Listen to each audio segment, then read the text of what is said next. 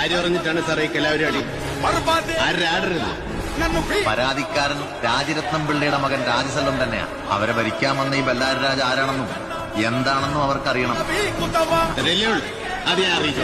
നിന്റെ കൂട്ടത്തോട് പറഞ്ഞത് വീട് കാട് കയറി.